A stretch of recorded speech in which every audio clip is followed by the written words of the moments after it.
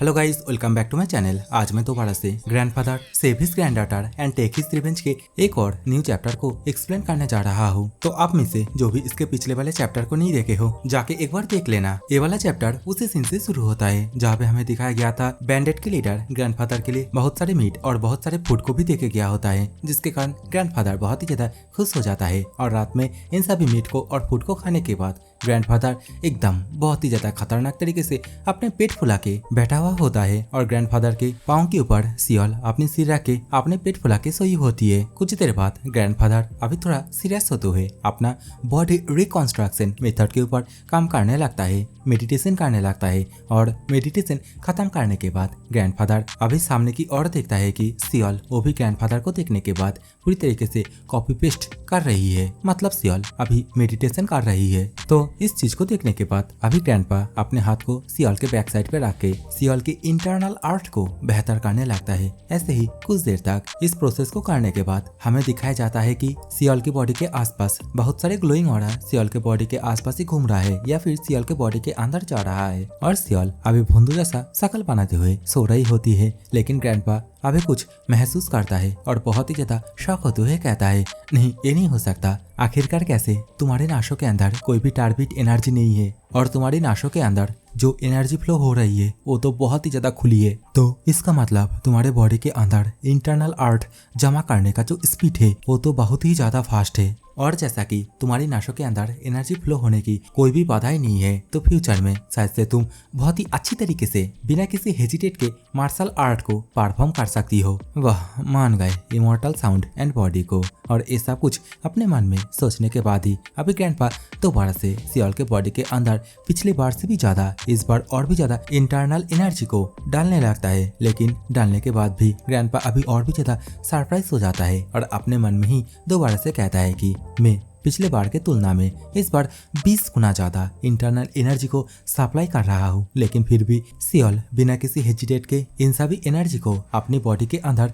Absorb कर रहा है। ऐसे ही बहुत देर तक एनर्जी को सप्लाई करने के बाद अभी ग्रैंडपा बोलता है कि ठीक है, लगता है आज के लिए इतना ही काफी है। और ये कहने के साथ ही सियल को अभी अच्छी तरीके से सुला देती है। और इसी सीन के साथ अभी हम लोग को कुछ देर बाद का सीन दिखाया जाता है जहाँ पे ग्रैंडपा अभी घर के बाहर बैठ के अपने मन में ही कहता है, ओह मेरा बॉडी, सच में मेरी बॉडी के अंदर एनर्जी की बहुत ही ज्यादा कमी हो रही है। काश मैं अभी थोड़ा कम एज का होता। ग्रैंडपा अभी इस सब कुछ सोच ही रहा था। इसी समय ग्रैंडपा की नजर साइड में वाइन की ऊपर जाता है। तो इस समय ग्रैंडपा अपने मन में ही कहता है, मुझे पता है ये वाइन और वो जो स्नेक है वो मेरे एनर्जी के लिए बहुत ही ज्यादा उपकारी है। हाँ, वे लोग क्या ये समझते है कि मैं उन लोग के ट्रैप में ऐसे ही फंस जाऊंगा? लेकिन अगले ही पल हम लोग ग्रैंडपा को उसी स्नेक को आग में सेकते हुए देखते हैं, जहाँ पे अभी ग्रैंडपा वाइन की एक चुस्की लेने के बाद उसी पके हुए स्नेक को खाने लगता है और कहता है, वाह मजा आ गया, सच में ये बहुत ही ज्यादा लजीज है। ये कितने दिन हो गए जब मैं इस तरीके से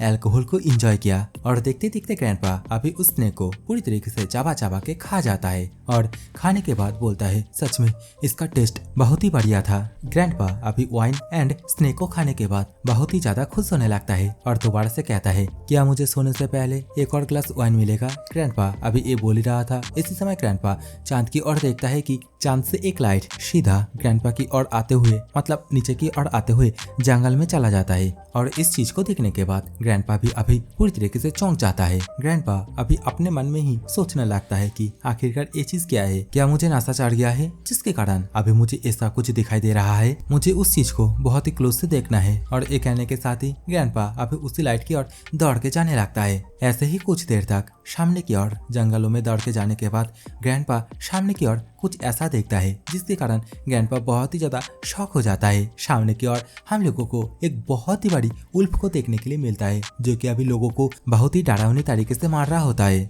और अभी उल्फ को देखने के बाद ग्रैंडपा पूरी तरीके से घबरा जाता है, झाड़ियों के पीछे छुप जाता है और अपने मन में ही कहता है, आखिरकार ये ब्लू आइस मिथिकल उल्फ इस जंगल में कैसे आया? और अगर इस जंगल में एक अमीना रहता है तो मुझे एक डिसीजन को बनाना होगा, जिसमें पहला है कि मुझे सियल को लेके इस जंगल को और इस माउंटेन को छोड़ के जाना होगा। एंड जो सेकंड ऑप्शन है वो है कि मुझे किसी भी तरह इस उल्फ को मारना होगा। और ये बोलते टाइम ग्रैंडपा अपने हाथों में अपनी इंटरनल एनर्जी को इकट्ठा करने लगता है और उल्फ जैसे ही ग्रैंडपा के ऊपर अपना बड़ा सा मुंह खोल के अटैक करने के लिए आता है तो ग्रैंडपा अभी अपने पंच के माध्यम से लो फैमिली हेवनली अर्थ पम फास्ट स्टाइल को यूज करता है और इस पम अटैक की वजह से ग्रैंडपा के हाथ के अंदर से एक हाथ की जैसा ऑरा ऊपर की तरफ जाता है और उल्फ के जबड़े को बहुत ही जोर से हिट करता है और देखते देखते अभी ये उल्फ अटैक की वजह से एकदम सीधा ऊपर की ओर उड़ते हुए जाने लगता है। लेकिन दूसरे ओर ग्रैंडपा का हाथ दुखने लगता है। ग्रैंडपा अभी अपने मन में ही कहता है कि इस उल्फ को हिट करने के बाद मुझे ऐसा लग रहा है कि मानो कि मैं कोई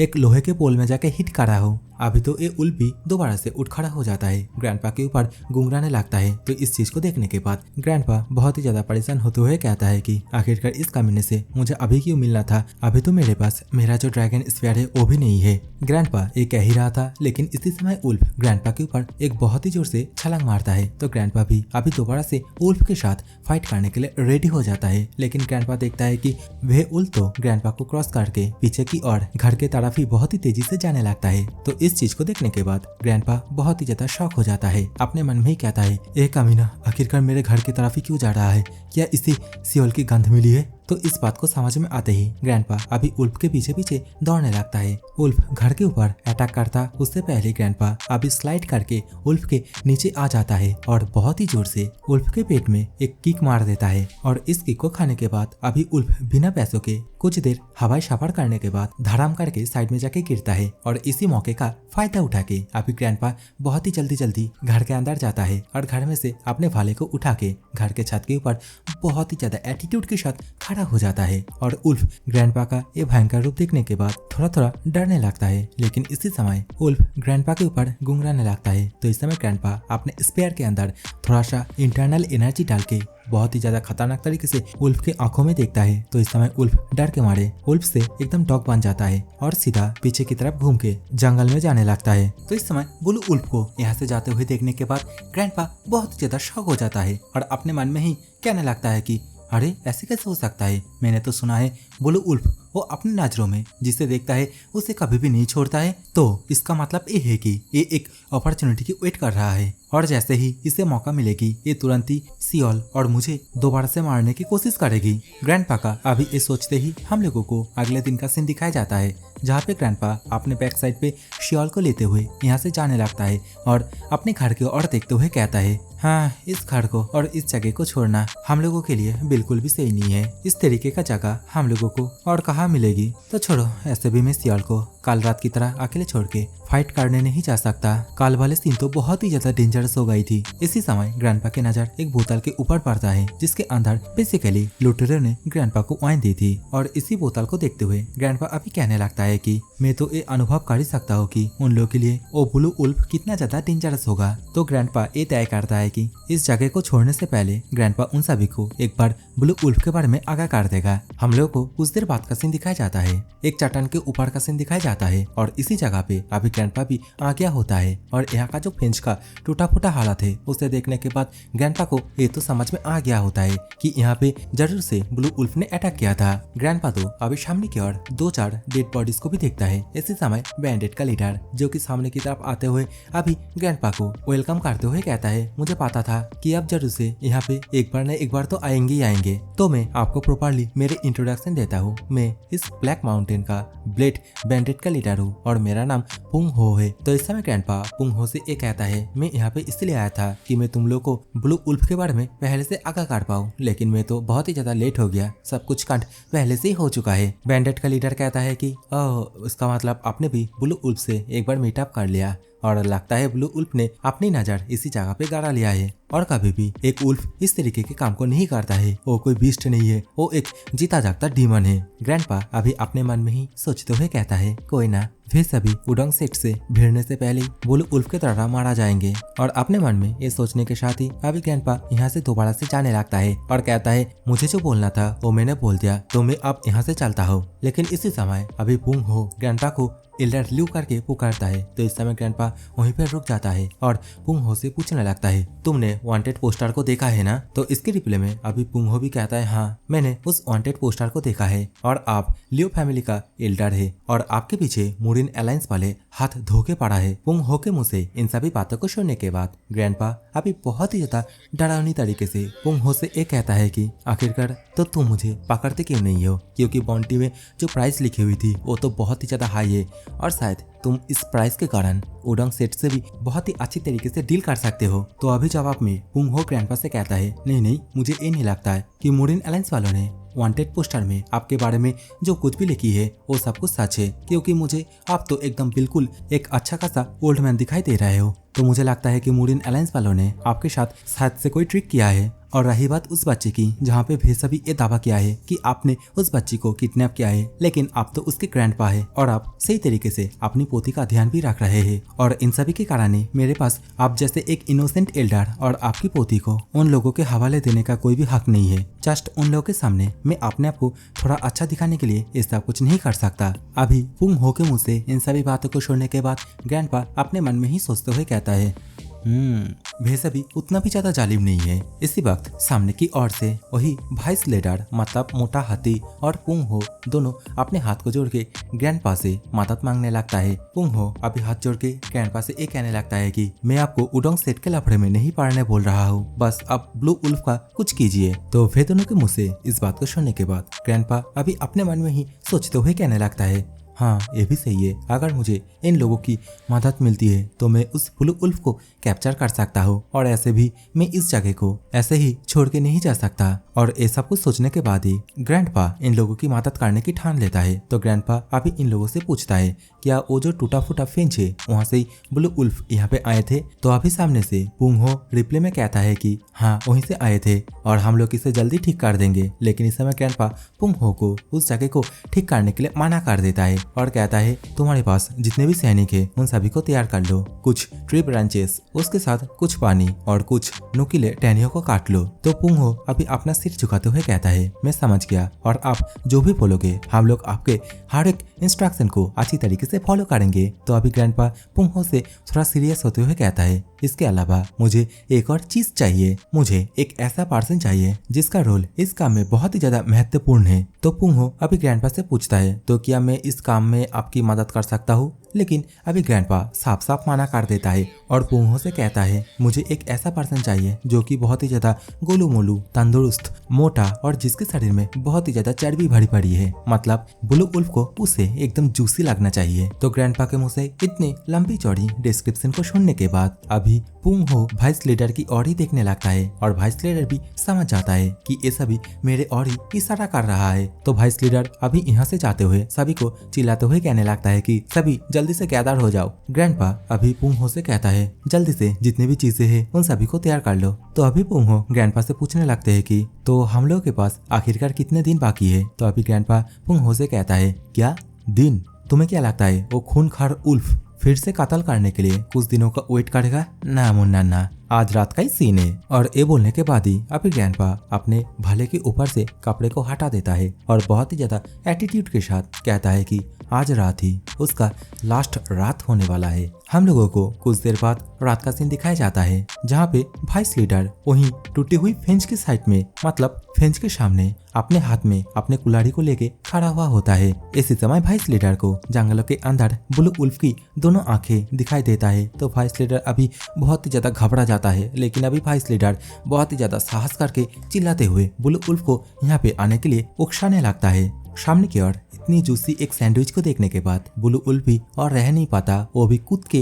वाइस लीडर के ऊपर अपना बड़ा सा मुंह खोल के अटैक करने के लिए आ जाता है। लेकिन वाइस लीडर अपने जान को बचाने के लिए अपने सिर को पकड़ के साइड में कूद जाता है। तो अभी हमें दिखाया जाता है कि ब्लू उल्फ उड़ के आके जमीन के जिस जगह पे अपने पैर को रखा था उसी जगह पे इन लोगों ने ट्रैप के तौर पे एक गड्ढे को बना के रखा था और इसी गड्ढे के अंदर ब्लू उल्फ गिर जाता है। ब्लू उल्फ को ट्रैप में गिरता हुआ देखने के बाद पुंग हो चिल्लाते हुए अपने जितने भी सब ऑर्डिनेट है उन सभी से कहता है तुम सभी जल्दी से ब्लू उल्फ के ऊपर फायर करो। पुंग हो का ये कहते ही हम लोग को कुछ देर पहले का सीन दिखाया जाता है जहाँ पे पुंग हो ग्रैंडपा से ये कह रहे होते हैं कि आपके कहे अनुसार हम लोगों ने उतना ही गहरा गड्ढा खोदा, तो अभी क्या हम लोग इस गड्ढे के अंदर कुछ स्पेयर को खड़ा करके लगा दे। तो पुंग हो से मुँह से इस बात को सुनने के बाद ग्रैंडपा अभी पुंग हो से कहता है नहीं, ऐसे छोटी मोटी ट्रिक ब्लू उल्फ के ऊपर कोई भी असरदार नहीं होगा। तो ग्रैंडपा का ये कहते ही अभी सिंतो पाड़ा से प्रेजेंट में आता है, जहाँ पे पुंग हो के जितने भी लोग हैं वो सभी अपने तीर धनुक से ब्लू उल्फ के ऊपर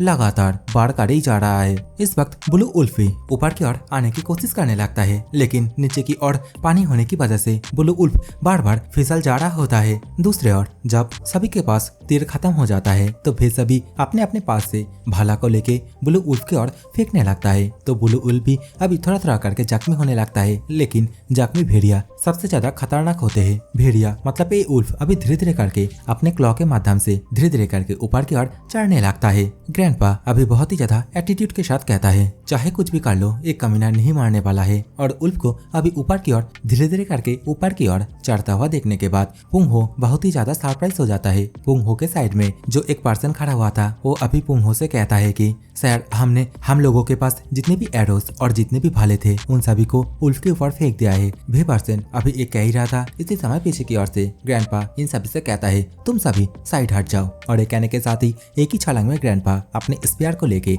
सीधा उसी गड्ढे के अंदर कूद जाता है। अभी जो सीन है वो कुछ आइकॉनिक जैसा बन जाता है। उल्फ जो कि बहुत ही तेजी से ऊपर की ओर चढ़ने की कोशिश कर रहा है और ग्रैंडपा अपने स्पेयर के अंदर थोड़ा सा इंटरनल एनर्जी डाल के स्पेयर के मुंह में आग लगा के एकदम सीधा उल्फ के ऊपर ही अटैक करने के लिए आ रहे होते हैं। देखते देखते ग्रैंडपा के इस अटैक की वजह से यहाँ पे गड्ढे के अंदर बहुत ही जोर से एक धमाका होता है। तो पुंग हो अभी अपने जितने भी सब ऑर्डिनेट है उन सभी से कहता है चिल्लाते हुए जल्दी से गड्ढे के मुंह को बंद कर दो। तो अभी दिखाया जाता है कि बड़े बड़े और मोटे मोटे लकड़ियों के ब्रांचेस से अभी भी सभी गड्ढे के मुंह को ढक देता है। और गड्ढे के अंदर अभी ग्रैंडपा और उल्फ वे दोनों एक साथ फंसे हुए थे और वे दोनों आपस में फाइट करने लगते हैं। और अभी हम लोग को गड्ढे के ऊपर जो मोटे मोटे जो लकड़ियां रखी हुई थी उसे भी दिखाया जाता है, जो इन दोनों के फाइट की वजह से थर-थर करके कांप रहे होते हैं। और इन सभी चीजों को देखने के बाद पुंग हो बहुत ही ज्यादा शौक होने लगता है। देखते देखते कुछ देर लकड़ियां ऐसे ही थर-थर करके कांपने के बाद सब कुछ अभी पूरी तरीके से शांत हो जाते हैं। बैंडेड लीडर अभी कहता है कि क्या एक खत्म हो गया। इसी समय वाइस लीडर भी बैंडेड लीडर के पास आते हुए बैंडेड लीडर से पूछने लगता है लीडर क्या एक खत्म हो गया। तो अभी पुंग हो अपने जितने भी सब ऑर्डिनेट है उन सभी से कहता है कि उन सभी लकड़ियों को हटा दो। तो वे सभी वैसा ही करता है और सभी लकड़ी को हटाने के बाद अभी सभी मिलके गड्ढे के अंदर ही घुड़ घुड़ के देखने लगता है। तो अंधेरे की वजह से किसी को कुछ भी नहीं दिखता है। तो कोई कहता है कि क्या एल्डर वो ठीक है, कोई ये कहता है कि बाप रे कितना ज्यादा ब्लड की स्मेल आ रही है। अभी वे सभी को गड्ढे के अंदर घुड़ घुड़ के अच्छी तरीके से देखने के बाद ग्रैंडपा को भी दिखाई देता है। और ग्रैंडपा को देखने के बाद वे सभी पूरी तरीके से शॉक हो जाता है, क्योंकि अभी ग्रैंडपा के बॉडी के अंदर पूरी तरीके से खून लथपथ होकर रखी थी। पुंग हो ग्रैंडपा की ऐसी हालत देखने के बाद पूरी तरीके से शॉक हो जाता है, पूछने लगता है एल्डर क्या आप ठीक है। तो इस समय पुंग हो से ग्रैंडपा कहता है कितने देर तक आखिरकार तुम लोग खड़े खड़े देखोगे, जल्दी से मुझे ऊपर उठा लो। ग्रैंडपा का एक कहते ही अभी हमें ये दिखाया जाता है कि ग्रैंडपा अभी उल्फ को मारने के बाद उल्फ के बॉडी के ऊपर ही बैठा हुआ होता है। और ग्रैंडपा उल्फ के जितने भी क्लॉ है, मतलब जितने भी क्या बोलते हैं हाथ पैर जो भी है वो काट के इधर उधर बिखरा के रखा है। और अभी उल्फ को मारा हुआ देखने के बाद बैंडेड के जितने भी मेंबर थे वे सभी बहुत ही ज्यादा खुश हो जाता है। सभी लोग बहुत ही ज्यादा खुश होते हुए चिल्लाते हुए ये भी कहता है कि ये ओल्ड मैन एक नंबर का बीस्ट है। अभी पुंग हो यही कहता है कि मुझे भी पता था कि एल्डर इस काम को अच्छी तरीके से कर लेगा। तो ऊपर की ओर इतने सारे लोगों को चेयर अप करते हुए देखने के बाद ग्रैंडपा अभी इन सभी से कहता है हाँ ठीक है मैं समझ गया, लेकिन तुम सभी अभी मुझे जल्दी से ऊपर उठा लो। ग्रैंडपा तो अभी अपने मन ही मन बहुत ही ज्यादा खुश होने लगता है। वो अपने पास्ट की यादों को ताजा करने लगता है, जब वो इस तरीके से यंग एज में कारनामे क्या करता था। अभी हम लोग को कुछ देर बाद का सीन दिखाया जाता है, जहाँ पे ग्रैंडपा अभी दोबारा से अपने घर में आ गया होता है। ग्रैंडपा भी सियोल को अच्छी तरीके से सोई हुई देखने के बाद अपने मन में ही कहता है कि मैं बहुत ही ज्यादा खुश हूँ, क्योंकि मुझे इस घर को छोड़ के कहीं और जाना नहीं पड़ रहा है। ग्रैंडपा अभी ये सोच ही रहा था, लेकिन इसी समय ग्रैंडपा के कंधे पे दर्द होना चालू हो जाता है। तो इस चीज को महसूस करने के बाद ग्रैंडपा कहता है लगता है आज मैंने कुछ ओवर रिएक्ट ही कर दिया। और नहाने के बाद भी ये दर्द थोड़ा सा भी कम नहीं हुआ। और ये सब कुछ बोलने के बाद ही ग्रैंडपा भी अपने पास से एक गोले जैसा ब्लू कलर के कुछ बाहर की तरफ निकाल लेता है। और इस चीज को अच्छी तरीके से देखने के बाद ग्रैंडपा अपने मन ही मन कहने लगता है कि यह चीज ब्लू कलर की है और थोड़ा चमक भी रही है। तो इस चीज को देखने के बाद मैं तो ये कह ही सकता हूँ कि ये जो चीज है यह ब्लू उल्फ का कोर क्रिस्टल है। ग्रैंडपा अभी अपने मन ही मन ये भी कहने लगता है कि अगर मैं इस कोर क्रिस्टल को खा लेता हूँ तो मेरे बॉडी के अंदर बहुत ही ज्यादा अमाउंट में इनर QI एनर्जी आ जाएगी, लेकिन इसका एक साइड इफेक्ट भी है। इसे खाने के बाद शायद मैं QI डेविटेशन स्टेज में भी जा सकता हूँ और मैं इंस्टेंटली मारा भी जा सकता हूँ। तो फिलहाल के लिए मुझे मेरे लाइफ को कोई भी दाव में नहीं लगाना है, इसे मुझे अच्छी तरीके से संभाल के रखना होगा और टाइम आने पे ही मुझे इस चीज को अच्छी तरीके से यूज करना होगा। ग्रैंडपा अभी ये सब कुछ सोच ही रहा था, इसी समय सियल उठ जाता है और कहती है ग्रैंडपा। तो सियल को अभी उठ खड़ा होता देखने के बाद ग्रैंडपा हंसते हुए सियल से कहता है कि ओ मेरी बच्ची, तुम उठ गए, लेकिन सियल का एटीट्यूड वो तो कुछ अलग ही होती है। सियल अभी अपनी टेढ़ी टेढ़ी आंखों से कुछ और ही चीज को घूर घूर के देखने लगती है एंड ऑब्वियसली वो चीज कोर क्रिस्टल ही होता है। सियल तो अभी कोर क्रिस्टल को लेने की कोशिश भी करने लगती है, लेकिन ग्रैंडपा कोर क्रिस्टल को सियल से दूर करते हुए कहने लगता है कि तुम साले, ये कोई खाने की चीज नहीं है और इसे तुम नहीं खा सकती हो। ग्रैंडपा अभी एक कह ही रहा था, लेकिन इसी समय ग्रैंडपा के सिर में बहुत ही ज्यादा दर्द होने लगता है। ट्यूमर की वजह से ग्रैंडपा अपने पास से एक पिल को बाहर की तरफ निकाल के उसे खा लेता है और जमीन के ऊपर गिर जाता है। ग्रैंडपा तो अभी दर्द के मारे जोर जोर से चिल्लाने भी लगता है। ग्रैंडपा के हाथ से कोर क्रिस्टल भी छूट जाता है और इसी कोर क्रिस्टल की ओर सियल अभी घूर घूर के देखने लगती है। तो इस चीज को देखने के बाद ग्रैंडपा अभी कहने लगता है कि सियल, इसे मत खाना, ये बहुत ही ज्यादा डेंजरस है। लेकिन ये कहते कहते ग्रैंडपा अभी बेहोश हो जाता है। लेकिन कुछ देर बाद हम लोगों को सियल को भी दिखाई जाती है, जो कि इस समय घर के कोने में बैठ के कुछ तो कर रही है। लेकिन इसी समय ग्रैंडपा भी होश में आ जाता है और होश में आते ही ग्रैंडपा अभी अपने मन में ही कहता है कि कितने देर तक, आखिरकार कितने देर तक मैं ऐसे ही बेहोश होकर पड़ा था। लेकिन इसी वक्त ग्रैंडपा को उसी इनर क्रिस्टल के बारे में याद आती है। तो ग्रैंडपा भी जल्दी से उठ खड़ा हो जाता है और उसे आसपास ढूंढने लगता है। तो अभी ग्रैंडपा को यकीन हो जाता है कि इनर क्रिस्टल को तो सियल ने टपक करके लॉलीपॉप की तरह निकाल लिया है। सियल अभी ग्रैंडपा की ओर अपनी जीभ लपलपाते हुए कहती है दिलितियात, मतलब डिलीशियस। इनर क्रिस्टल बहुत ही ज्यादा स्वादिष्ट थी। और इस चीज को देखने के बाद ग्रैंडपा अभी बहुत ही तेजी से सियल के पास जाके सियल के बैक साइड में कुछ एक्वी पॉइंट में पॉइंट करता है और सियल के ऊपर अपने दोनों हाथों को रख के दोबारा से अपने इंटरनल एनर्जी को डालने लगता है। लेकिन इस समय उस क्रिस्टल को खाने की वजह से सियल का मुंह, मतलब पूरा चेहरा ही पूरी तरीके से लाल पड़ जाता है। लेकिन सियल को घंटा भी कुछ फर्क नहीं पड़ती है। लेकिन ग्रैंडपा को बहुत ही ज्यादा डर लगने लगता है। ग्रैंडपा अभी अपने मन ही मन बहुत ही ज्यादा घबराते हुए कहने लगता है कि ब्लू उल्फ का इनर कोर इतना ज्यादा पावरफुल है कि अगर सियल अपने बॉडी के अंदर उसकी एनर्जी को नहीं सह पाती है तो उसका बॉडी पूरी तरीके से ब्लास्ट हो जाएगी। क्या उसकी इमॉर्टल बॉडी ब्लू उल्फ के टॉक्सिसिटी को न्यूट्रलाइज नहीं कर पाएगी? जो भी हो, अगर सियल अपने बॉडी के अंदर इस एनर्जी को अच्छी तरीके से एब्जॉर्ब नहीं कर पाएगी तो डेफिनेटली सियल मारा जाएगी। और ऐसा कुछ सोचते सोचते ग्रैंडपा अभी सियल के बॉडी के अंदर अपने इंटरनल एनर्जी को और भी ज्यादा अमाउंट में पुश कराने लगता है। ऐसे ही कुछ देर तक सियल के बॉडी के अंदर इंटरनल एनर्जी पुश करते करते ग्रैंडपा ये नोटिस करता है कि सियल के बॉडी के अंदर जितने भी वेसल है, मतलब जितने भी नासे नुसे है, वो सभी धीरे धीरे करके अनलॉक हो रहे हैं। इवन सियल की बॉडी के अंदर जो मेन डेंटियन है वो भी ओपन हो जाता है और ब्लू उल्फ का जो इनर कोर का टॉक्सिसिटी है वो भी पूरी तरीके से नालीफाई हो जाता है। सियल की बॉडी देखते ही देखते रिकॉन्स्ट्रक्ट हो जाती है। बॉडी के अंदर से बहुत ही ज्यादा अमाउंट में एनॉर्मस ऑरा बाहर की तरफ आने लगती है। पूरा का पूरा घर देखते ही देखते सियल के बॉडी से निकली हुई पावर की वजह से पूरी तरीके से चमकने लगती है। ग्रैंडपा भी अभी पूरी तरीके से शॉक हो जाता है। ग्रैंडपा अभी बहुत ही ज्यादा परेशान होते हुए अपने मन ही मन कहने लगता है कि सियल के जो मेन डेंटियन है उसके अंदर जितनी भी ट्रू QI है वो सभी अच्छी तरीके से एब्जॉर्ब हो गई है। सियल को अभी ग्रैंडपा एकदम एक आदमी की तरह खड़े होते हुए देखता है। तो इस समय सियल से ग्रैंडपा पूछने लगता है कि सियल, क्या तुम ठीक हो? लेकिन अभी सियल ग्रैंडपा के आंखों के सामने से पूरी तरीके से वैनिश हो जाती है। सियल इतनी तेजी से दौड़ती है कि वो तो इधर उधर एकदम निंजा हाथुड़ी की तरह इधर उधर दीवारों में, इवन अभी घर के सीलिंग में भी दौड़ने लगती है। और अभी सियल को इस तरीके से दौड़ता हुआ देखने के बाद ग्रैंडपा पहले तो बहुत ही ज्यादा शॉक हो जाता है, लेकिन तुरंत ही बहुत ही ज्यादा खुश होते हुए कहता है कि जैसा कि एक्सपेक्ट किया गया था मेरी एक्स्ट्रा ऑर्डिनरी ग्रैंड डॉटर से। और इसी सीन के साथ ही अभी हम लोग को अगले दिन का सीन दिखाया जाता है, जहाँ पे दोबारा से बैंडेड का लीडर मतलब फुंग हो ग्रैंडपा के लिए ग्रैंडपा के घर के सामने कुछ खाने के सामान को छोड़ के गया था। और इस चीज को देखने देखने के बाद ग्रैंडपा भी अपने गालों को खुजलाते हुए कहता है कि वे कमीने लोग दोबारा से मेरे घर के सामने मीट को छोड़ के गया। इवन उन लोग के पास भी खाने के लिए उतना भी ज्यादा मीट नहीं है, फिर भी वे सभी मुझे हर रोज मीट देके जाते हैं। तो इस समय ग्रैंडपा बिना किसी देरी करे उस मीट को अभी आग के ऊपर पकाने लगता है और इस समय ग्रैंडपा के पीछे सियोल इधर उधर बहुत ही तेजी से दौड़ने लगती है। तो इस समय ग्रैंडपा अपने मन में ही कहता है कि ये बच्ची कुछ दिनों से ऐसे ही एक्साइटेड होकर रखी है। ग्रैंडपा सियोल से कहता है कि सियोल ज्यादा दूर तक मत जाना और इस बात को सुनने के बाद सियोल अभी बहुत ही तेजी से जंगल की ओर जाने लगती है। तो सियोल को यहाँ से जाते हुए देखने के बाद ग्रैंडपा अभी अपने मन में ही कहता है कि जैसा कि सियोल की फिजिकल बॉडी बहुत ही ज्यादा टफ बन गई है तो शायद से सियोल के लिए मुझे और ज्यादा चिंता करने की जरूरत नहीं है। ग्रैंडपा अभी खाना को पकाते पकाते अपने मन ही मन दोबारा से कहने लगता है कि अभी तक तो उडोंग सेक्ट वालों को यहाँ पे आना चाहिए था। और इस सोचने के साथ ही अभी ग्रैंडपा दोबारा से कुछ दिन पहले जो पुंग हो है उसके साथ क्या बातचीत की थी उसके बारे में ही सोचने लगता है, जहाँ पे बेसिकली पुंग हो अपने सिचुएशन के बारे में बताया था कि वे लोग असली में बैंडिट नहीं है। वे लोग पहले मिलिट्री में काम किया करते थे, लेकिन कुछ कारणों की वजह से वे सभी मिलिट्री को छोड़ के इस ब्लैक माउंटेन के अंदर छुप गया है और वे लोग कभी भी सिविलियन को तंग नहीं किया है। बेसिकली वे सभी उन लोगों को लूटता है जिनके पास होता है करप्टेड माल, मतलब 2 नंबर माल।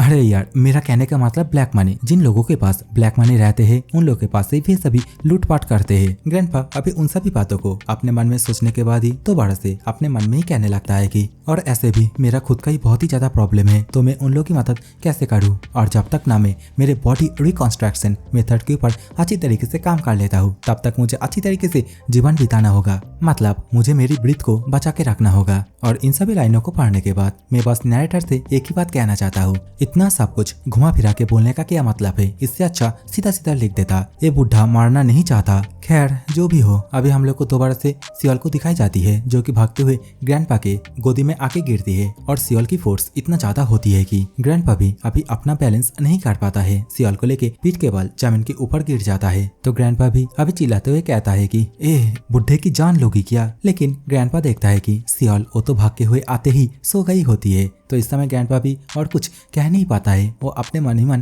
कहता है कि सियोल इतना ज्यादा भागदौड़ करने की वजह से थकान के मारे सो गई है, क्योंकि उसका बॉडी रिकंस्ट्रक्शन जरूर से हुई है, लेकिन फिर भी ये तो है एक बच्ची ही ना। तो इस समय ग्रैंडपा भी सियोल को लेके जमीन के ऊपर लेटे ही रहता है। तो कुछ देर बाद शाम हो जाती है। ग्रैंडपा को अचानक से कुछ महसूस होता है तो ग्रैंडपा अभी तुरंत ही जाग जाता है और बहुत ही ज्यादा घबराते हुए कहने लगता है कि क्या उडोंग सेक्ट वालों ने यहाँ पे धावा बोल दिया है। लेकिन ग्रैंडपा को अभी ये महसूस हो जाता है कि ये सब ग्रैंडपा का एक भ्रम है। तो ग्रैंडपा अभी उडोंग सेक्ट वालों के बारे में बताते हुए कहता है कि 9 बड़े सेक्ट में से उडोंग सेक्ट एक है और इस सेक्ट के पास बहुत ही ज्यादा अमाउंट में पावरफुल फोर्सेस है। और उडोंग सेक्ट ये नाम सुनने के बाद मुझे पता नहीं, लेकिन मेरे बॉडी के अंदर पूरी तरीके से गुस्सा भर जाता है, क्योंकि मुरिन अलायंस के अंदर उडोंग सेक्ट भी एक पावरफुल फोर्स है और मुझे ऐसा लगता है कि उडोंग सेक्ट वाले भी मेरे फैमिली का काल्प्रिट है। ग्रैंडपा अभी ये भी कहता है अगर मैं लाकी हुआ और इस जंगल के अंदर बैंडेड के लोगों को मारने के लिए जो फोर्स आएगी, अगर मैं किसी भी तरह उन सभी को मार भी देता हूँ तो वे सभी कमीना, मतलब उडोंग सेक्ट वाले इससे बहुत ही ज्यादा पावरफुल फोर्सेस को दोबारा से इस जगह पे भेजेगी। तो शायद से मुझे इन सभी चीजों में दाखिला देने से कोई भी फायदा नहीं होने वाला है। लेकिन फिर भी मुझे ब्लैक माउंटेन के जो बैंडेड है उनके बच्चों के लिए बहुत ही ज्यादा दुखी फील हो रहा है। ग्रैंडपा का ये कहते ही अभी हम लोग को रात का सीन दिखाया जाता है, जहाँ पे हम लोग को बैंडेड के एक मेंबर को दिखाया जाता है जिसका हालत अभी बहुत ही ज्यादा खराब होकर रखा था। और मेंबर के सामने, मतलब ये जो बैंडेड का मेंबर है इसके सामने हम लोग को 2 पावरफुल शॉर्ट मास्टर को देखने के लिए मिलते हैं, जिनमें से एक मास्टर अभी भे पर्सन से पूछने लगता है कि तो बताओ आखिरकार तुम सभी का बेस कहाँ पे है, या फिर तुम अपने दोस्तों की तरह ही दर्द में तड़प तड़प के मरना चाहते हो। और भे पर्सन का ये कहते ही अभी हम लोग को आसपास बहुत सारे बैंडेड के मेंबर के लाशों को दिखाया जाता है और इन सभी का जो हालत है, मतलब जिस तरीके से मारा है, वो देखने के बाद बहुत ही ज्यादा बुरा फील होता है। लेकिन बैंडेड का ए पर्सन अभी बहुत ही ज्यादा ढीठ होता है। वो गुस्से के साथ शॉर्टमैन से कहने लगता है कि हे तुम कमीने, आखिरकार क्या कर रहे हो, तुम अपने शॉर्ट को कायोडे की तरह इधर उधर क्यों घुमा रहे हो, मुझे तुरंत मार डालो। मतलब एक तरीके से ना तार पाने की बात बोल रहा है। लेकिन दोनों में से अभी एक शॉर्टमैन कहने लगता है कि तुम कमीने, तुम्हारे जैसे बास्टर्ड आखिरकार हम लोग के सामने अपनी गंदी जबान कैसे खोल सकता है। और पीछे की तरफ एक और शॉर्टमैन कहता है भाई तुम बोलो तो क्या मैं इसके जीभ को काट दूं? तो साइड वाला शॉर्टमैन कहता है कि चलो मैं पहले इसके दोनों हाथों को काट देता हूँ। तो इस बात को सुनने के बाद बैंडेड का मेंबर बहुत ही ज्यादा घबरा जाता है। वो अपने दोनों आंखों को बंद कर लेता है। वे पर्सन अभी जैसे ही अपने शॉट से बैंडेड के ऊपर अटैक करता है, उसी समय ग्रैंडपा भी यहाँ पे आके अपने स्पेयर को उसी शॉट के सामने कर देता है। मतलब अपने स्पेयर से शॉट के अटैक को ब्लॉक कर देता है। और अपने अटैक को किसी को ऐसे ही ब्लॉक करते हुए देखने के बाद अभी भी शॉटमैन बहुत ही ज्यादा गुस्सा हो जाता है। इसी समय हमले को वही बैंडेड के मेंबर को भी दिखाया जाता है, जो इस वक्त किसी को शॉट को रोकता हुआ देखने के बाद बहुत ही ज्यादा शॉक हो गया होता है। ग्रैंडपा अभी वे दोनों शॉटमैन के सामने आके खड़ा होके वे दोनों से बोलने लगता है कि तुम दोनों कमीने, तुम अपने पावर से किसी एक मासूम को तड़पा तड़पा के दर्द दे देकर मारते हो और तुम अपने आप को ऑर्थोडॉक्स के अंदर एक सिपाही बताते हो। शर्म आनी चाहिए तुम दोनों को। लेकिन इस समय वे दोनों ग्रैंडपा को अचानक से यहाँ पे देखने के बाद बहुत ही ज्यादा शॉक हो जाता है और पूछने लगता है, हे आखिरकार तुम कौन हो? तो ग्रैंडपा बहुत ही ज्यादा एटीट्यूड के साथ इन लोगों से बोलता है, क्या मैं कौन हूँ? तो बेसिकली देखो, मैं एक ग्रैंडपा हूँ जो कि इन सभी कचरे बैंडेड का पड़ोसी है। तो सामने की ओर से ग्रैंडपा के मुंह से इन सभी बातों को सुनने के बाद एक शॉर्टमैन कहने लगता है कि हे ओल्ड मैन, तुम्हें शायद मामलों के बारे में नहीं पता है, तो बेहतर ये होगा तुम इन सभी चीजों से दूरी बना के रखो। तो ग्रैंडपा अपने ही अंदाज में कहता है, क्या इन सभी से दूरी बना के रखो? और यहाँ से उन लोग के सामने की ओर जाते हुए कहता है, हाँ ये बात भी सच है कि अगर इन लोग के साथ कुछ भी होता है उससे मेरा कोई लेना देना ही नहीं है। और ग्रैंडपा के मुंह से अभी इस बात को सुनने के बाद बैंडेड का मेंबर पूरी तरीके से चौंक जाता है और बोलता है, एल्डर धोखा मत दीजिए। लेकिन इसी समय ग्रैंडपा दोबारा से वे दोनों शॉर्ट्समैन से कहने लगता है कि तुम लोगों को पता नहीं है क्या, जरूरत के टाइम पे नेबर्स ही एक दूसरे की हेल्प करते हैं। और ये बोलने के बाद ही ग्रैंडपा उसी पल के बारे में याद करने लगता है जिस पल ग्रैंडपा ने ब्लू उल्फ को मारा था, जिसके कारण सभी बैंडेड के मेंबर इंक्लूडिंग बैंडेड का लीडर भी चिल्ला चिल्ला के ग्रैंडपा के ही नारा लगा रहे थे। ग्रैंडपा तो अभी अपने मरे हुए फैमिली के बारे में भी याद करते हुए कहने लगता है कि अगर उस टाइम पे कोई मेरे फैमिली के साथ खड़ा होता तो शायद से उस टाइम पे मेरा फैमिली भी ना मारा जाता। ग्रैंडपा अभी तो इन दोनों शॉर्टमैन की ओर देखते हुए अपने मन में ही दोबारा से कहता है कि ऐसे भी वे दोनों वुडोंग सेक्ट से है, जो कि मोरिन अलायंस के की पावर है। और मुझे ऐसा लगता है कि मेरे फैमिली की मृत्यु के पीछे इन लोगों का भी हाथ है। और अपने मन में ही इतना सब कुछ सोचने के बाद ग्रैंडपा बहुत ही ज्यादा गुस्सा होने लगता है। वो अपने स्पेयर के अंदर कुछ इंटरनल एनर्जी को डालने लगता है। ग्रैंडपा का स्पेयर के अंदर से आग जैसा ऑरा बाहर की तरफ निकलने लगते हैं। और इस समय ग्रैंडपा का ये भयंकर रूप देखने के बाद और ग्रैंडपा के बैक साइड पे एक छोटी सी बच्ची को देखने के बाद वे दोनों शॉर्टमैन भी समझ जाता है कि ये पर्सन और कोई नहीं, ये लू फैमिली का एल्डर लियो है, जिसकी फोटो मतलब जिसका वांटेड का पोस्टर मोरिन अलायंस वालों ने खुद ही छपाया था। और ये सब कुछ समझने के बाद ही वे दोनों शॉर्टमैन अभी अपने अपने शॉट को पकड़ के ग्रैंडपा की ओर अटैक करने की पोजीशन में आ जाता है। लेकिन इस समय ग्रैंडपा बहुत ही ज्यादा एटीट्यूड के साथ अपने स्पेयर को जमीन के ऊपर गाड़ के और स्पेयर को पकड़ के खड़ा हो जाता है और कहता है कि हाँ, जैसा कि तुम लोग बहुत ही ज्यादा यंग हो और तुम लोग के पास जीने के लिए अभी बहुत ही ज्यादा वक्त थे, तो मैं तुम लोग को पहले अटैक करने का एक मौका देता हूँ। तो ग्रैंडपा को अभी अपने स्पेयर को डाउन करते हुए देखने के बाद सामने की ओर से एक स्वॉर्डमैन बहुत ही तेजी से ग्रैंडपा के ऊपर कूद के ग्रैंडपा को मारने के लिए आने लगता है। और वे पर्सन अभी जैसे ही अपने स्वॉर्ड को ग्रैंडपा के छाती के बहुत ही ज्यादा करीब लेके आता है, मतलब घुसाने वाला सीन हो ही गया था, उसी समय कुछ होता है। पहले तो वे शॉर्टमैन इस चीज को देखने के बाद कि वो ग्रैंडपा को मार ही देगा, इसी चीज को देखने के बाद बहुत ही ज्यादा खुश हो रहा था। लेकिन इसी वक्त उसके चेहरे पे कोई हाथ रखता है और जैसे ही हमें अच्छी तरीके से दिखाया जाता है तो हमें देखने के लिए मिलता है कि ये तो ग्रैंडपा ही होता है, जो कि बहुत ही तेजी से उसके चारों ओर एक पाक घूम के दोबारा से अपने ही जगह पे खड़ा हो जाता है। एंड सच बोले तो इस तरीके का अटैक साउथ मूवी के अलावा मैंने आज तक कभी नहीं देखा। लेकिन इस अटैक के कारण वे शॉर्टमैन का गर्दन पूरी तरीके से पीछे की ओर घूम जाता है, मतलब शॉर्टमैन का खेल यहीं पे खत्म हो जाता है। और इस चीज को देखने के बाद उसके पीछे जो एक और शॉर्टमैन खड़ा हुआ था वो भी पूरी तरीके से चौंक जाता है। वो कहता है, जूनियर ब्रदर। लेकिन इससे पहले और कुछ कह पाता अपना दादाजी तुरंत ही अपने स्पेयर को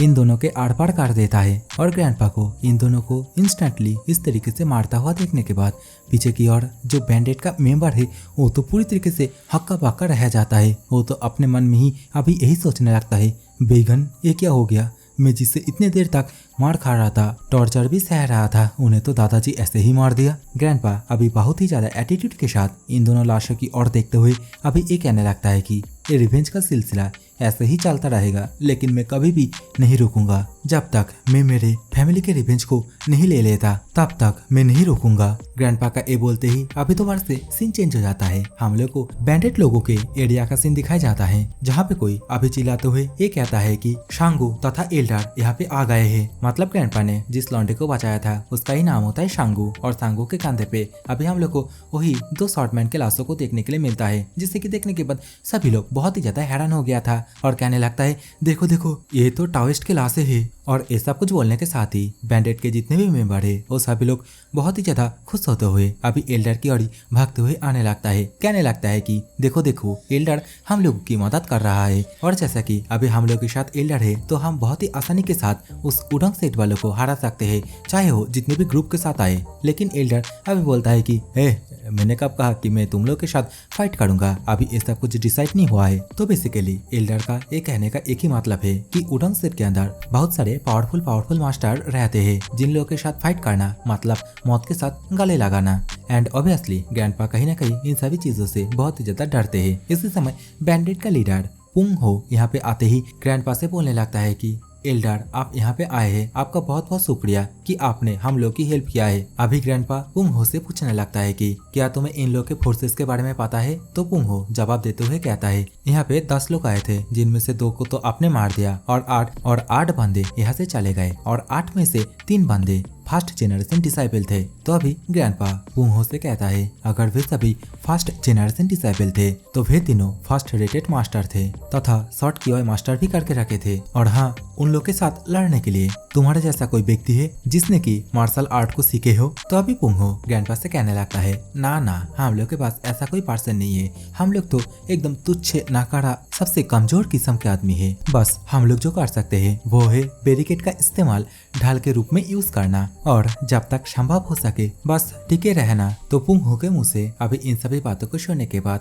ग्रैंडपा हंसते हुए अभी पुंग हो से कहने लगता है कि तुम लोग का ये बैरिकेड कितना भी ज्यादा सख्त और कितने भी ज्यादा ऊंचाई क्यों ना हो, लेकिन उडंग सेट के फर्स्ट डिसाइपल के सामने यह बैरिकेड पूरी तरीके से बेकार है क्योंकि वे सभी अपने शॉट के अंदर QI इस्तेमाल करना जानते हैं। इतने लोगों के साथ तुम उन पर तीर भी नहीं चला पाओगे। जिस तरीके से हम लोगों ने बुल उल्फ को मारा था उस तरीके से उन सभी बदमाशों को भरमा कर चारों ओर से घेर लेना है और उसके बाद ही हम लोग उसे पूरी तरीके से खत्म कर देंगे। और जैसा कि तुमने पहले कहा था कि तुम गवर्नमेंट सोल्जर के अंदर पहले काम क्या करते थे तो तुम्हें घातों के लिए ठीक ठाक ट्रेनिंग तो मिला होगा, है ना। तो ग्रैंडपा के इस बात के जवाब में अभी पुंग हो ग्रैंडपा से बताता है कि हाँ, घात लगाने में मैं बहुत ही ज्यादा कॉन्फिडेंस हूँ, लेकिन क्या उडंग सेट के फर्स्ट जेनरेशन डिसाइपल हम लोगों की एनर्जी को महसूस नहीं कर लेगा। तो डिप्ले में ग्रैंडपा कहता है ये कोई मायने नहीं रखता और क्या मैं इसीलिए इन दोनों बदमाशों को मतलब जो शॉर्ट मैन है इन दोनों को मार के यहाँ पे नहीं ले आया। लेकिन ग्रैंडपा के इस बात को पुंग हो घंटा भी समझ नहीं पाता है। तो ग्रैंडपा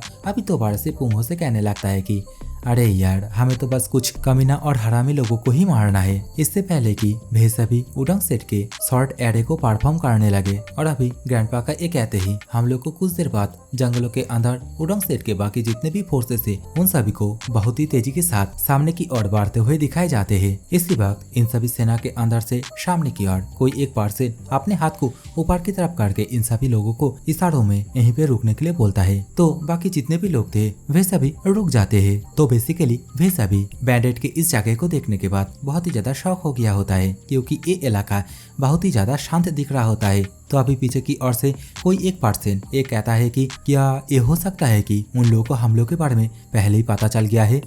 मैं तो उन लोगों को एक कीड़ों की तरह खत्म करने के बारे में सोच रहा था। इसी वक्त एक और पर्सन कहने लगता है कि मुझे तो पहले से ही पता था कि ऐसा ही कुछ होगा, उनसे लड़ने की कोशिश करने का कोई तरीका ही नहीं था। तो अभी सामने की ओर जो एक माचो जैसा पर्सन बैठा हुआ है वो कहने लगता है कि फिर जिसने स्काउट करने के लिए गए हैं हाइन हो और हाइन सियोंग, वो शायद अभी उनके पीछे हो रहे होंगे। अभी इन सभी लोगों को इस तरीके से बात करते हुए सुनने के बाद उडंग सेट के फर्स्ट जेनरेशन डिसाइपल का लीडर जिसका नाम क्विंग जिन होता है वो अभी चिल्लाते हुए सभी को शांत होने के लिए बोलता है और सभी को थोड़ा धीरे धीरे बात करने के लिए बोलता है और अपने जितने भी साथी है उन सभी से कहता है कि तुम सभी एकदम बेवकूफ हो।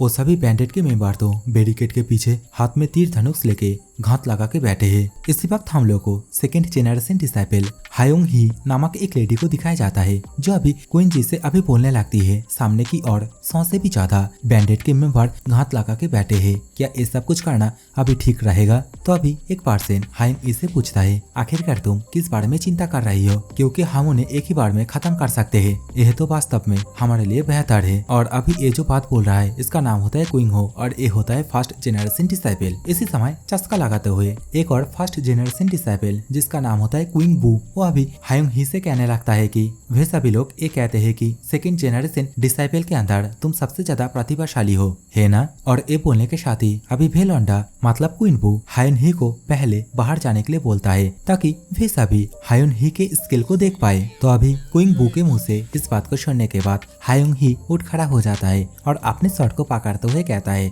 हाँ मैं समझ गया सीनियर भाई। हायोंग ही अभी अपने निगाहों से सामने की ओर बहुत ही ध्यान से कुछ देखती है और चिल्लाते हुए कहता है, ये है। तो इस बात पीछे की और जो लौंडा है मतलब क्वीन बू है वो भी पूछता है, हे आखिरकार क्या हुआ? तो हायोंग ही अभी सभी को जो एंट्रेंस है उसकी ओर देखने के लिए बोलती है जहाँ पे बेसिकली ग्रैंडपा ने उन दोनों भाइयों को मतलब जो हायोंग हो है और हायोंग सियांग है उन दोनों को मार के घुटनों पे बैठा के रखा था। और अपने दोनों भाइयों को इस तरीके से मारा हुआ देखने के बाद क्वीन हो और क्वीन बू दोनों ही पूरी तरीके से शॉक हो जाते हैं। अभी तो ग्रैंडपा अपने हाथ में एक शॉट को पकड़ के चिल्लाते हुए सभी से कहने लगता है कि ओडोंग सेट के जितने भी फर्स्ट डिसाइपल आए हैं वो सभी ध्यान से देखे और यदि तुम सभी इन कमीनों की तरह खत्म नहीं होना चाहते हो तो तुरंत यहाँ से चले जाओ। और ये कहने के साथ ही अभी ग्रैंडपा उसी शॉट से इन दोनों के सिर को पूरी तरीके से कलाम कर देता है मतलब काट देता है। तो सॉरी मैंने दोनों के सिर को कहा, यहाँ पे जो हुआंग सांग नाम का लौंडा है उसके सिर को ही काटता है और हुआंग सांग का काटा हुआ सिर अभी टपक खा के ऊपर से नीचे की ओर इन सभी के पैरों के सामने आके गिरता है। और इस चीज को देखने के बाद क्वीन हो पूरी तरीके से डर जाता है और बहुत जोर से हुआंग सांग के नाम को पुकारता है। इसी समय पीछे की ओर से जो एक और लौंडा मतलब क्वीन बू अभी ग्रैंडपा को रुकने के लिए बोलता है और ग्रैंडपा से पूछता है, क्या वे दोनों पहले से मारा नहीं गए थे? तो क्वीन हो कहता है, नहीं वहाँ देखो शायद से वे लोग हायोंग हो और हायोंग सांग को जहर देके बांध के रखा है जिससे कि वे लोग अपने पावर को यूज ना कर सके। इसी वक्त ग्रैंडपा दोबारा से अपने शॉट को ऊपर की ओर उठाता है और चिल्लाते हुए इन लोगों से कहता है, तुम लोग बगड़ बगड़ बगड़ बगड़ करे जा रहे हो, मैं इसके सिर को भी काट दूंगा। और ग्रैंडपा के मुंह से अभी इस बात को सुनने के बाद क्वीन हो अभी बहुत ही गुस्से के साथ अपनी जगह से कूद के ग्रैंडपा की ओर अपने शॉट को लेके जाने लगता है। लेकिन अभी हमें दिखाया जाता है कि ग्रैंडपा उसके सिर को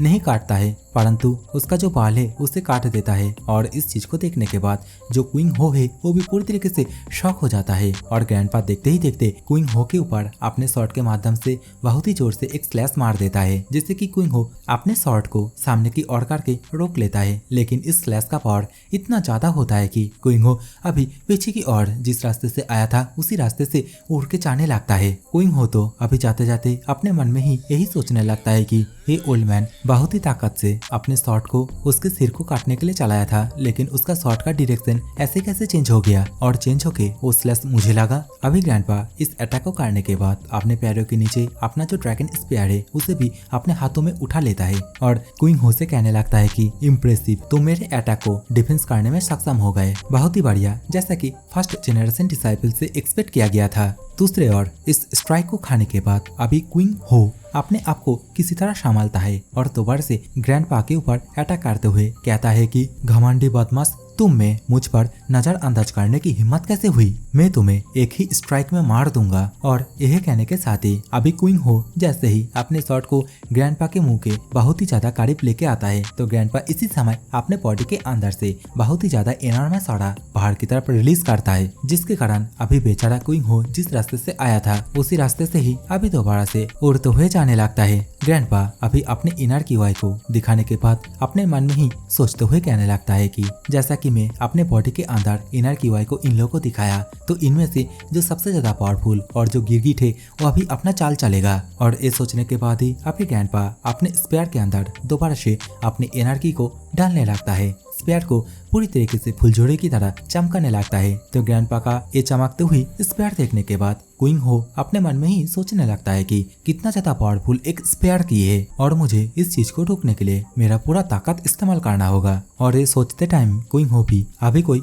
मार्शल आर्ट को परफॉर्म करने लगता है, लेकिन फिर भी ग्रैंडपा का स्पेयर का जो पावर है वो सीधा उसके मार्शल आर्ट को चीरते हुए उसके छाती के आर पार चला जाता है। उसके छाती के अंदर एक बहुत ही बड़ा छेद बना देता है। ग्रैंडपा ने अभी जिस अटैक को किया था वो लियू फैमिली का एक स्पेयर टेक्निक था, वो भी थर्ड मोमेंटम का। एंड ऑब्वियसली ये पावर इतना ज्यादा होता है कि उसके छाती को चीरता हुआ अभी स्पेयर का जो ओवरफ्लोइंग एनर्जी है वो पीछे की ओर एक चट्टान पे धड़ाम से जाके टक्कर खाता है। और देखते देखते यहाँ पे बहुत ही जोर से एक धमाका होता है और इस धमाका के प्रेशर में ग्रैंडपा भी अभी पीछे की ओर डिसबैलेंस होकर जाने लगता है। लेकिन इसी वक्त ग्रैंडपा किसी के प्रेजेंस को नोटिस करता है और अपने मन में ही कहता है तो वो आ रहा है। और ये बोलने के साथ ही अभी अपने आप को संभालता है। तो इस वक्त हम लोगों को साइड में से एक पर्सन को बहुत ही फुर्ती के साथ ग्रैंडपा के ओर ही आते हुए दिखाया जाता है। और यह पर्सन देखते देखते अपने शॉट को निकाल के एक बहुत ही ज्यादा इनक्रेडिबल स्लैश ग्रैंडपा के ऊपर लॉन्च कर देता है। और इस स्लैश को ग्रैंडपा अपने स्पेयर के माध्यम से ब्लॉक तो कर लेता है, लेकिन इसके पावर को महसूस करने के बाद ग्रैंडपा अभी अपने मन में ही कहने लगता है कि इस पर्सन का एनर्जी वाई मेरे आसपास भी नहीं है, लेकिन फिर भी इसका स्ट्रेंथ बहुत ही ज्यादा लाजवाब है, जैसा कि एक्सपेक्ट किया गया था एक प्रेस्टिजियस सेक्ट के फर्स्ट जनरेशन डिसाइपल के पास से। एंड ऑब्वियसली इस अटैक का पावर बहुत ही ज्यादा इंप्रेसिव होता है, जिसके कारण ग्रैंडपा अभी पीछे की ओर उड़ के जाने लगता है। लेकिन इसी समय वो जो पर्सन जिसका नाम बेसिकली क्वीन जिन होता है, वो अभी चिल्लाते हुए पीछे की ओर जो पर्सन बंधा हुआ था जंजीरों से, उसे कहने लगता है कि हाइंग हो, तुम्हारे पास यही मौका है, जल्दी से होश में आओ और यहाँ से भागो। क्वीन जिन अभी ये सब कुछ कह ही रहा था, लेकिन इसी वक्त उसके छाती पे पीछे की ओर से कोई तलवार को स्टैप कर देता है। तो इस समय क्वीन जिन जैसे पीछे की ओर देखता है तो वो देख के बहुत ही ज्यादा शॉक होते हुए कहता है, तो तुम हाइंग हो नहीं हो। तो हमें दिखाया जाता है वह पर्सन तो पुंग हो होता है। क्वीन जिन पुंग हो को भर भर के गाली देने लगता है, मर्डरस डिमांड करने लगता है। लेकिन इसी वक्त सामने की ओर से ग्रैंडपा क्वीन जिन के छाती पे अपने भाले को घुसा देता है और अपने लीडर को इस तरीके से मारा जाता हुआ देखने के बाद क्वीन बू तथा हायुन ही दोनों ही पूरी तरीके से शॉक हो जाता है। बस अपने बड़े बड़े आंखों से उसी ओर ही देखने लगता है, लेकिन बेचारे कुछ कर ही नहीं पाते। ग्रैंडपा क्वीन जिन से बोलता है कि तुम कमीने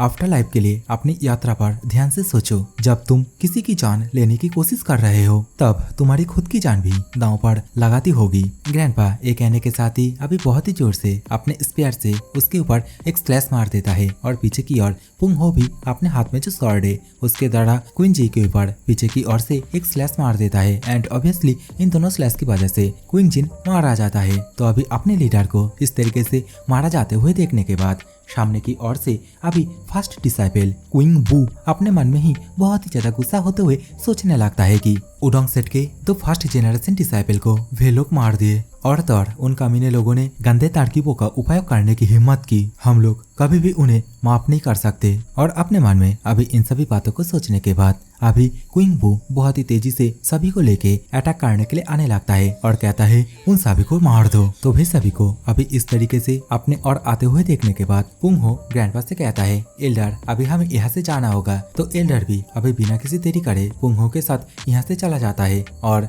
वे सभी जैसे ही एल्डर तथा पुंग हो के जगह पे आते हैं वैसे ही उन सभी का पाँव जमीन के ऊपर धंसने लगता है। देखते देखते वे सभी उसी गड्ढे के अंदर गिर जाते हैं, बेसिकली जिस गड्ढे को ब्लू उल्फ को मारने के लिए खोदा गया था। लेकिन फिर भी इनमें से जितने भी सोल्जर मतलब फर्स्ट जनरेशन डिसाइपल गड्ढे से बच गए थे वे सभी जैसे ही अंदर की तरफ आते हैं तो हम लोगों को देखने के लिए मिलते हैं कि फेंच के ऊपर बहुत सारे बैंडेड के मेंबर अपने अपने हाथों में तीर धनुष लेके इन सभी के ऊपर ही टांग के रखे हैं। तो अभी इन सभी सिचुएशन को देखने के बाद क्वीन बू अपने बचे कुचे जितने भी साथी है उन सभी से चिल्लाते हुए कहने लगता है तुम सभी जल्दी से अल्टीमेट 7 स्टार फॉर्मेशन को बनाने के लिए रेडी हो जाओ। लेकिन इसी समय पीछे की ओर से एक और डिसाइपल अभी चिल्लाते हुए कहता है लेकिन हम तो बस 4 ही है। लेकिन इसी समय बेचारे के गर्दन पे पीछे की ओर से कोई तीर मार देता है और बेचारा डिसाइपल तुरंत ही मारा जाता है। और देखते ही देखते अभी तीरों की बरसात बरसने लगती है और इतने सारे तीरों को देखने के बाद अभी क्वीन बू का हालात फट के 10 हो जाता है। लेकिन किसी तरह अपने शॉर्ट की आवाज को इस्तेमाल करके अपने सामने एक सील जैसा कुछ क्रिएट कर लेता है और सभी को अपने पीछे ही खड़े रहने के लिए बोलता है। लेकिन इसी वक्त पीछे की ओर से कोई एक जन अपने हथियार से क्वीन बू के छाती पे स्टैप कर देता है। तो इस समय हमें दिखाया जाता है यह पर्सन और कोई नहीं, ये तो ग्रैंडपा ही है। और अपने साथी का ये हालत देखने के बाद बाकी दो डिसाइपल क्वीन बू को हेल्प करने के लिए मतलब सहारा देने के लिए जाने लगते हैं। लेकिन इसी समय सामने की ओर से बाकी जितने भी बैंडेड के मेंबर है वो सभी इंक्लूडिंग वाइस लीडर और लीडर पुंग हो ये सभी मिलके इन सभी के ऊपर ही अटैक करने के लिए आने लगते हैं। और देखते देखते अभी बाहर की ओर से हम लोग को कुछ देर तक चिल्लामिल्ली की आवाज और तौर उड़ता हुआ खून के छींटे भी देखने के लिए मिलते हैं। लेकिन इसी बीच हम लोगों को एक फर्स्ट जेनरेशन के डिसाइपल को भागते हुए दिखाया जाता है, जो कि अभी यहाँ से जाते टाइम बैंडेड के लोगों को धमकाते हुए कहते हैं कि तुम सभी जस्ट वेट करो, कुछ देर बाद मैं अपने पूरे फोर्सेस के साथ यहाँ पे आके तुम सभी को मार दूंगा। तो अभी वे डिसाइपल को यहाँ से भागते हुए देखने के बाद पुंग हो चिल्लाते हुए कहने लगता है कि वह कमीना यहाँ से भाग रहा है, हम उसे उडोंग सेक में दोबारा से जाने नहीं दे सकते। पुंग हो अभी ये कह ही रहा था, इसी समय पुंग हो के गाल के साइड से चमकती हुई एक लाल कलर की लेजर लाइट सीधा उस बंदे के छाती के एकदम आर पार हो जाता है। वह बंदे के फेफड़े का पूरी तरीके से चित्रे उड़ जाते हैं। अभी तो हमें ये भी दिखाया जाता है कि वो अटैक सामने की ओर किसी एक चट्टान से टकरा के चट्टान को भी टुकड़े टुकड़े कर देते हैं। एंड ऑब्वियसली ये जो अटैक है इसे ग्रैंडपा ने ही किया होता है। ग्रैंडपा अभी एटीट्यूड के साथ कहता है, अगर तुम ऐसा कुछ करने की कोशिश कर रहे हो तो आफ्टर लाइफ में जाके करना। इसी समय पुंग हो अपने वाइस लीडर से पूछने लगता है कि उन दोनों का क्या, जो दोनों गड्ढे में गिर गए थे। तो वाइस लीडर बताता है कि उन दोनों में से एक तीरों की वजह से मारा गया, लेकिन जो दूसरा है वो अभी भी जीवित है, लेकिन बहुत ही ज्यादा जख्मी होकर रखी है। तो इस बात को सुनने के बाद पुंग हो अभी गड्ढे के पास आता है और हायुन ही की ओर देखते हुए कहने लगता है कि देख के तो ऐसा ही लग रहा है कि ये सेकंड जेनरेशन डिसाइपल है, क्या ये तीरों को आपने शॉर्ट KY की वजह से रोक पाया? साइड से मोटा अभी पुंग हो से पूछता है, सर अभी हमें इसका क्या करना है? तो पुंग हो जवाब में कहता है कि और क्या करना है, इसे भी हेवन भेज देते हैं। और पुंग हो का एक कहते ही एक मेंबर जो कि अपने हाथ में तीर धनुष लेके हायुन ही की ओर निशाना लगाने लगता है। इस चीज को देखने के बाद हायुन ही भी अपनी आंखों को बंद कर लेती है बेचारी। लेकिन इसी वक्त ग्रैंडपा यहाँ पे आ जाता है और उसे रोक लेता है, कहता है तुम रुक जाओ, उसे मत मारो, हम लोग उसे जिंदा रखेंगे और अगर हम उसे मार देंगे तो हमारा फ्यूचर भी खराब हो जाएगा। ग्रैंडपा का एक कहते ही अभी हम लोग को कुछ देर बाद का सीन दिखाया जाता है, जहाँ पे ग्रैंडपा अपने प्याले में चाय को डालते हुए कहने लगता है कि उडोंग सेक्ट वाले कभी भी चुप नहीं रहेंगे, वे सभी दोबारा से आक्रमण करेंगे। तो इस बात को सुनने के बाद अभी मोटा वाइस लीडर चिल्लाते हुए कहने लगता है कि एल्डर यहाँ पे ऐसा कोई भी जगह नहीं है जहाँ पे हम जा पाए, तो चलिए हम लोग यहाँ पे रहकर ही आखिरी तक फाइट करें। मोटे की इस बात के जवाब में ग्रैंडपा कहता है, बस एक बार जीतने के बाद उतना भी ज्यादा एरोगेंट मत बनो, क्योंकि उडोंग सेट के पास बहुत सारे पावरफुल मास्टर है, जिन लोगों के सामने ये जो फर्स्ट जेनरेशन डिसाइपल थे वे लोग कुछ भी नहीं है। तो पुंग हो अभी ग्रैंडपा से पूछा कि एल्डर अभी हमें क्या करना चाहिए। तो एल्डर अभी अपना प्लान बताता है कि कुछ सालों पहले माउंट हुआ सेट के अंदर एक कंपटीशन जारी हुआ था और उस कंपटीशन में उडोंग सेट का एक डिसाइपल माउंट हुआ के एक डिसाइपल को मार दिया था और उसी दिन से ही माउंट हुआ तथा उडोंग सेट के बीच में दुश्मनी हो गया। ग्रैंडपा के मुंह से इस बात को सुनने के बाद पुंग हो भी कहता है, हाँ यह इंसिडेंट तो बहुत ही ज्यादा फेमस है। तो ग्रैंडपा दोबारा से पुंग हो से बताता है कि हमने जितने भी उडोंग सेट के लोगों को मारा है उन सभी के कपड़े को लो और उन सभी के बॉडी को भी ले लो और उन सभी चीजों को लेके माउंट हुआ सेट जो कि हम लोगों से ज्यादा दूरी पे नहीं है वहाँ के आसपास जाके चुपचाप कपड़े को टांग दो और बॉडी को दफन कर दो।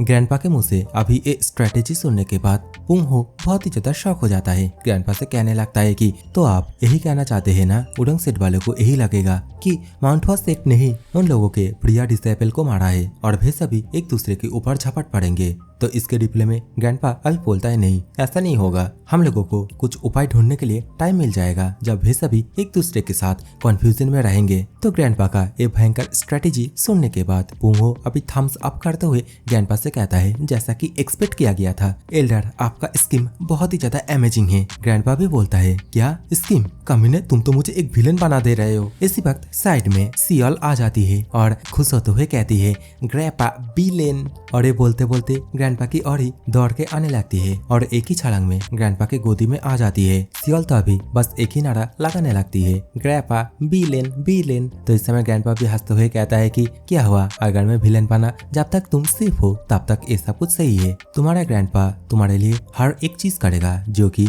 तुम्हें अच्छी तरीके से परवरिश कर सके। ग्रैंडपा का एक कहते ही तथा सियल की एक क्यूट सी चेहरे के साथ ये वाला सीन चेंज हो जाता है। कुछ देर बाद बहुत सारे बैंडेड के लोगों को ट्रेनिंग करते हुए दिखाए जाते हैं। इसी समय चोटियों पे अभी ग्रैंडपा पुंग हो के पास आते हुए पुंग हो से कहने लगता है कि आज भी तुम सभी लोग बहुत ही मेहनत से ट्रेनिंग को कर रहे हो। तो पुंग हो कहता है कि क्या पता उडंग सेट वाले कब अटैक कर दे, तो हम लोगों को कंटिन्यूअसली ट्रेनिंग को तो करना ही होगा। लेकिन इस समय ग्रैंडपा थोड़ा सा हंसते हुए कहने लगता है कि लेकिन फिर भी तुम लोगों का ये मिलिट्री टेक्निक बस बैटलफील्ड के अंदर ही काम आती है, मुरिन के अंदर नहीं। तो इस समय पुंग हो ग्रैंडपा से कहता है तो एल्डर आप ही कुछ टेक्निक सिखा दीजिए हम लोगों को। तो इस समय ग्रैंडपा थोड़ा सा नखरे करते हुए कहता है कि ना ना बाबा, मेरे पास उतना भी ज्यादा एनर्जी नहीं बचा, लेकिन मैं तुम लोगों के लिए एक अलग ही प्लान करके रखा हूँ। ग्रैंडपा का ये कहते ही अभी हम लोग को हायुन ही को दिखाई जाती है जो कि पिंजरों में कैद होकर रखी है। इसी समय यहाँ पे ग्रैंडपा और ग्रैंडपा के साथ पुंग हो भी आ जाते हैं और यहाँ पे आते ही हायुन ही इन दोनों को देखने के बाद बहुत ही ज्यादा गुस्सा होते हुए कहती है तुम लोग मुझे छोड़ दो, नहीं तो इसका परिणाम बहुत ही ज्यादा बुरा होगा और तुम बाद में जाके इसके बारे में पछताओगे। तो इस समय ग्रैंडपा सामने की ओर से कहता है कि ना ना, अगर मैं तुम्हें छोड़ देता हूँ तो मैं इससे भी ज्यादा पछताऊंगा, क्योंकि तुम यहाँ से जाके उडंग सेट के अंदर और भी ज्यादा पावरफुल फोर्सेस को हम लोगों को मारने के लिए लेके आओगे। तो इस समय हायुन ही सामने की ओर से ग्रैंडपा को डेमोनिक मर्डरस कहता है। तो मर्डरस इस वर्ड को सुनने के बाद ग्रैंडपा अभी नाटक करते हुए कहता है मर्डरस, वाह मैं तो स्पीच लेस हो गया। लेकिन तुम मुझे एक बात बताओ, क्या तुम सभी यहाँ पे इतने दूर तक बस हम लोगों को ही मारने के लिए नहीं आए थे? ग्रैंडपा तो अभी ये भी कहने लगता है कि मुरिन ये एक ऐसी प्लेस है जहाँ पे पहाड़ी कानून बन जाते हैं, और क्या जब तुम जियांगो में आए थे तब तुम मारने के लिए प्रिपेयर नहीं थे? तुम्हें देखने के बाद मुझे मेरी डॉटर इन लॉ की याद आती है, और तुम्हारी चेहरे की ओर देखने के बाद मुझे ऐसा प्रतीत होता है कि तुम बहुत दिनों से अच्छी तरीके से खाना नहीं खाए हो। ग्रैंडपा ये बोलने के साथ ही पीछे की ओर से दो बैंडेड के लोगों को खाना लेके आने के लिए बोल देता है, और देखते ही देखते यहाँ पे हम लोग को बहुत सारे स्वादिष्ट खाने को देखने के लिए मिलते हैं। और इतने सारे स्वादिष्ट खाना को देखने के बाद अभी हायुन ही एक ही बात कहता है, वाओ। एक तरीके से हायुन ही के मुंह से लाल टपकने लगती है, लेकिन हायुन ही अभी दोबारा से अपने आप को संभाल लेती है और पीछे की ओर मुड़ते हुए ग्रैंडपा से कहती है तुम्हें क्या लगता है उडंग सेट वाले ऐसे तुच्छ खाने के सामने अपने मान मर्यादा को खो देगा? लेकिन इस समय ग्रैंडपा गेट का जो ताला है उसे खोल देता है और हायुन ही से कहता है मुझे तुम्हें खाने के लिए फोर्स करने में कोई भी इच्छुक नहीं है, लेकिन मैं तुम्हें एक बात बता देता हूँ, तुम्हारे पास बस 30 मिनट ही है। 30 मिनट के बाद मैं इन प्लेटों को साफ कर दूंगा। ग्रैंडपा के मुंह से अभी इस बात को सुनने के बाद हायुन ही और भी ज्यादा परेशान होने लगती है। बेचारी अभी अपने नाखून को दांतों से काटने लगती है और मन ही मन कहती है बहुत ही बढ़िया खुशबू आ रही है। इसी वक्त तो यहाँ पे ग्रैंडपा के पाँव के पीछे सियल को भी देखने के लिए मिलती है, जो कि इन सभी खाने को देखने के बाद लाल टपकाने लगती है। और ग्रैंडपा भी सियल से पूछती है ओ मेरी बच्ची, क्या तुम्हें भी भूख लगी है? और ताना मारते हुए हायुन ही की ओर देखते हुए कहता है कि लेकिन ये फूड हम लोग के लिए नहीं है। तो पिंजरे के अंदर से अभी हायुन ही ना चाहते हुए भी सियल से कहती है तुम इसे खा सकती हो। तो इस बात को सुनने के बाद सियल एकदम पागल कुत्ते की तरह खाने के ऊपर टूट पड़ती है। सियल कभी सूप पीती है तो कभी मीट को खाने लगती है। इसी समय ग्रैंडपा